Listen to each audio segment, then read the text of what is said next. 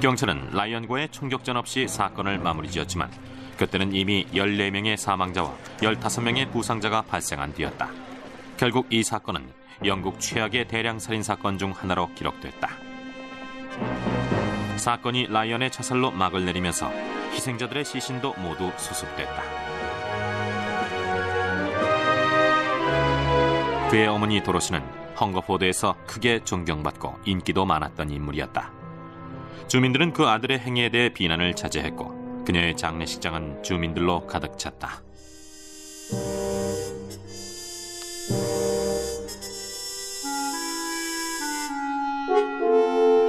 라이언이 이처럼 끔찍한 범행을 저지른 동기가 무엇인지에 대해 관심이 모아졌다.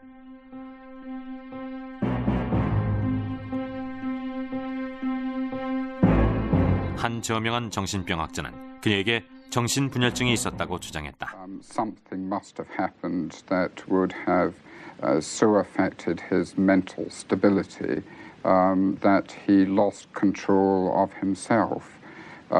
It's difficult to know what that might have been, but something in which he felt very slighted, very hurt. It may be something absolutely trivial that would never come to light. 당시 영국 수상이었던 마거릿 대처도 휴가를 중단하고 급히 헝거포드를 방문했다. 그리고 유가족들에게 깊은 위로의 뜻을 전했다. I had to come. It was so unbelievable. And the only thing really you could do was to come and be with the people who suffered. And of course, those people who are bereaved are in a deep sense of shock, and of course they are, because part of their life died that day with their relatives. 마이클 라이언의 장례식은 9월 3일에 열렸다. 그의 장례식은 쓸쓸하기만 했다. 데이빗 솔트 신부는 라이언이 왜 이런 짓을 했는지 도무지 알 수 없었다.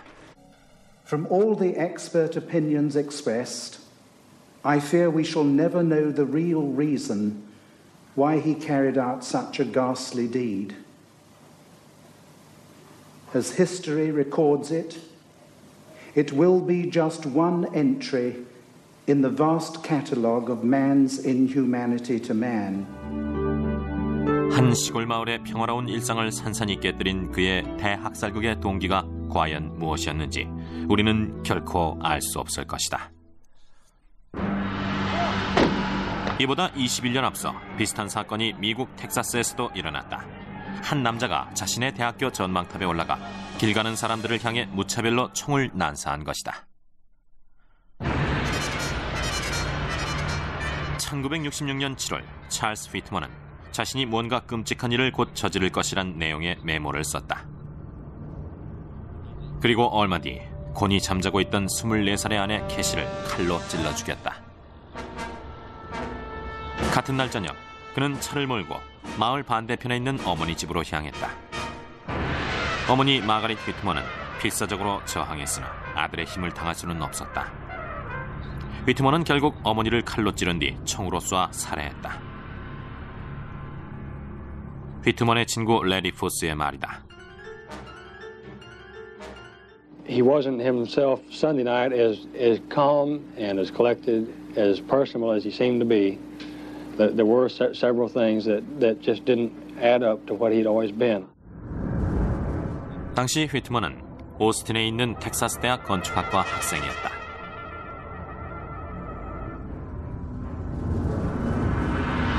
어렸을 때부터 총기에 매료돼 있었던 그는 소총과 산탄총, 권총을 수집하는 게 취미였다.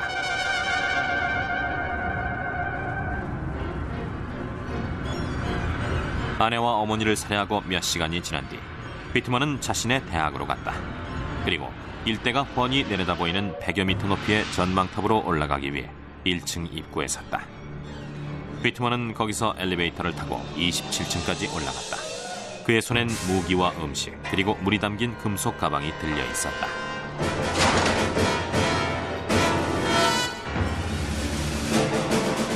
휘트먼은 2개 층을 더 걸어 올라가 전망대에 도착했다.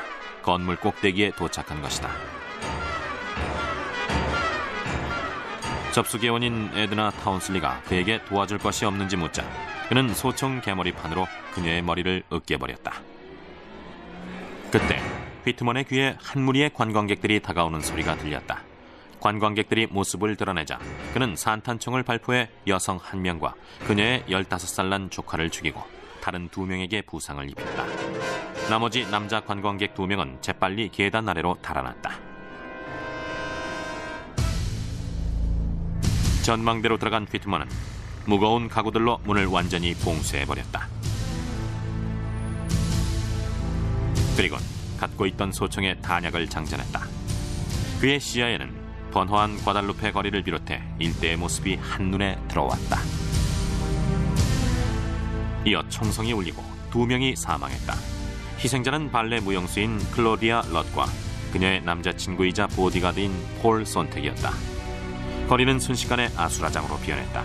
사람들은 비처럼 쏟아지는 총탄을 피하기 위해 거리 여기저기에 몸을 숨겼다. 부상자들을 도우려다 총에 맞은 사람도 적지 않았다. 이때 휘트먼의 시야에 전망탑 바로 아래 캠퍼스에 있던 사람들이 포착됐다. 어김없이 그의 총구가 불을 뿜었다. 그러자 사람들은 범인이 전망탑에 숨어있다는 사실을 알게 됐다. 경찰 증원군이 도착하면서 지역 주민들은 모두 대피했다. 하지만 이 상태에서 경찰이 전망탑에 숨어있는 범인을 조준해 사살하기란 거의 불가능했다.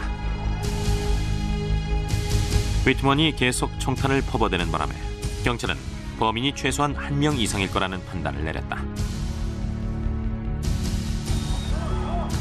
지상에서는 사망자와 부상자들을 위험지역에서 옮기려는 목숨을 건 구조작업이 벌어지고 있었다. 이들에게도 예외 없이 총탄이 쏟아졌다.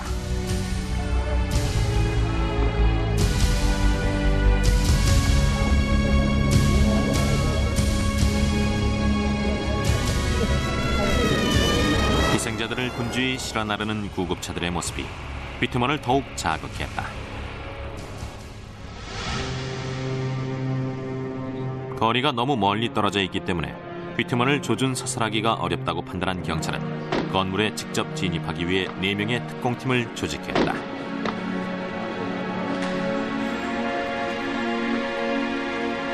경관 3명과 건물의 구조를 잘 아는 민간인 앨런 크럼으로 구성된 특공팀은 휘트먼이 있는 전망탑으로 조심스럽게 접근하기 시작했다.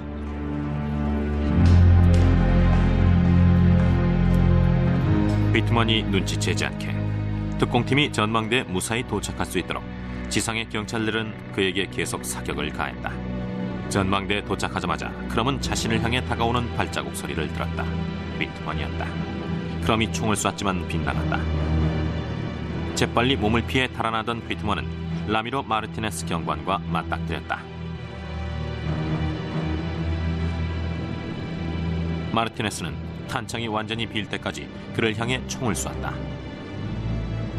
심각한 부상을 입은 휘트먼이 끝까지 저항하자 마르티네스는 그의 머리를 향해 마지막 사격을 가했다. 이렇게 해서 텍사스를 공포의 도가니에 몰아넣은 한 살인마의 끔찍한 난사극은 막을 내렸다. 구조팀은 그제야 겨우 자유롭게 움직일 수 있었다. 휘트먼은 96분 동안 최소한 12명을 죽이고 그보다 훨씬 많은 사람들에게 부상을 입혔다. 부상자 중엔 임신한 여성도 포함되어 있었는데 불행히도 태아는 목숨을 잃고 말았다.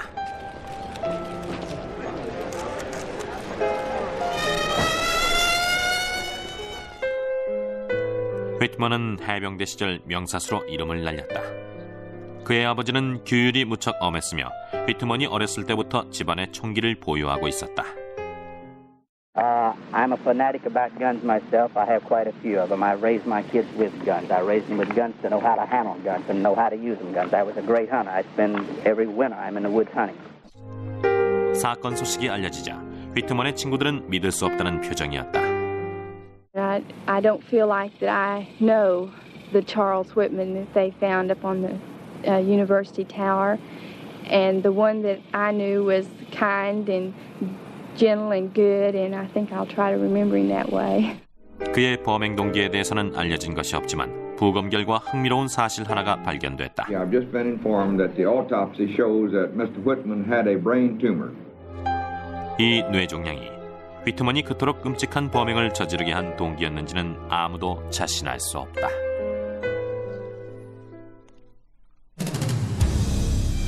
그로부터 7년 뒤 겁에 질린 한 17살짜리 소년이 끔찍한 납치와 고문, 살해가 일어나고 있다며 휴스턴 경찰에 신고했다.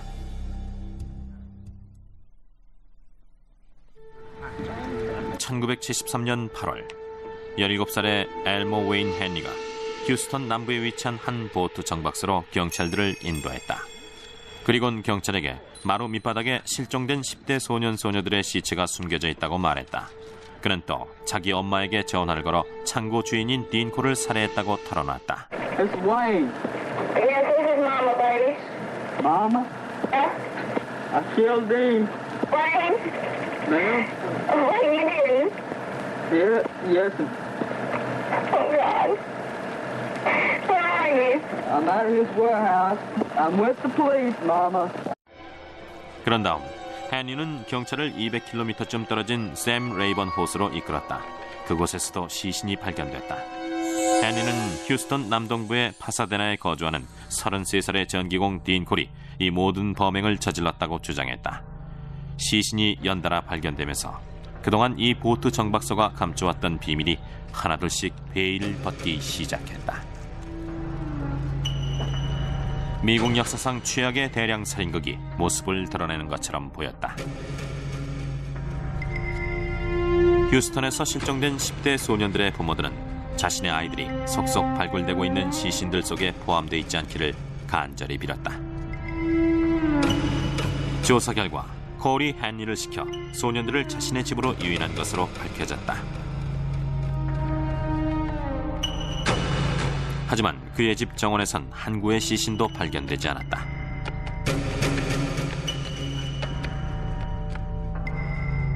대신 수사관들은 집안에서 고문대로 사용된 것처럼 보이는 도구를 발견했다.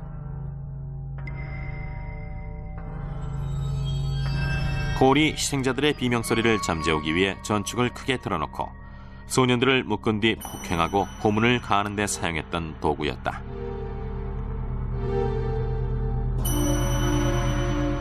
납치된 소년들은 대부분 휴스턴에서도 낙후된 하이츠 지역 출신이었다.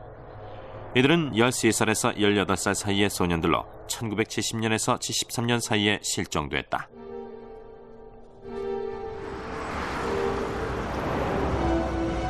희생자들 모두가 실종 신고가 돼 있었던 것은 아니었기 때문에 경찰은 일부 시신의 신원을 확인하는 데 애를 먹었다.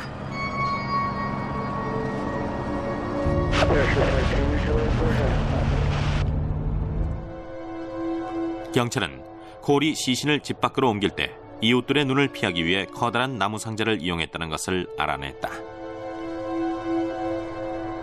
또 콜은 고등학교 중퇴생인 헨리에게 돈을 주고 아이들을 데려오게 한 것으로 밝혀졌다. 그러던 어느 날 헨리가 15살짜리 소녀를 데리고 왔다. 그러자 크게 화가 난 콜이 헨리에게 소녀를 죽이라고 했다. 헨리는 그의 지시를 거부하고 오히려 콜을 쏴 죽였다. 6건의 살인 혐의로 기소된 헨리는 1974년 8월 재판을 위해 샌 안토니오로 이송됐다. 사건의 주무대였던 휴스턴에서는 공정한 재판을 기대하기 어려웠기 때문이다.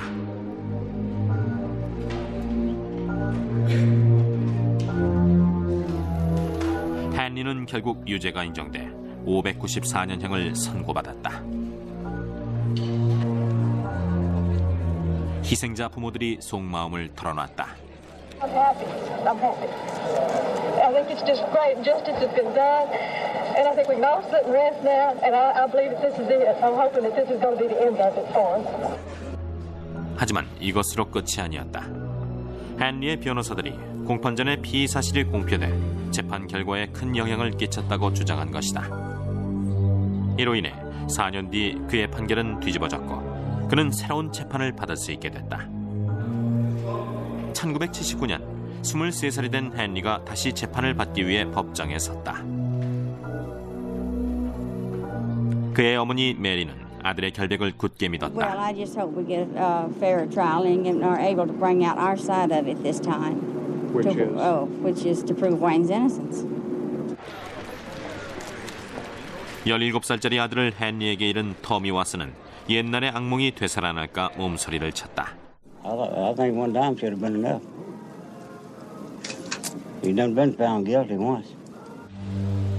1979년 6월, 헨리는 다시 한번 종신형을 선고받았다.